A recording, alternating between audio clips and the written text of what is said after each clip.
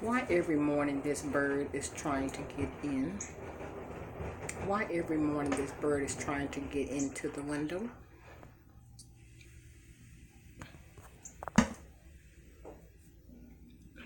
He keeps hitting the window.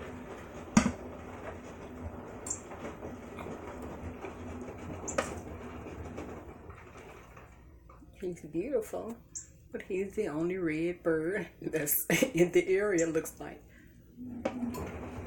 So, is he lost? Is he, I don't know. But he's beautiful, but he keeps hitting the window very hard, and I'm afraid he's going to hurt himself.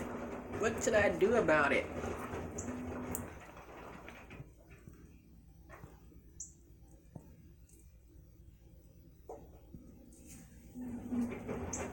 Maybe just a lost spirit.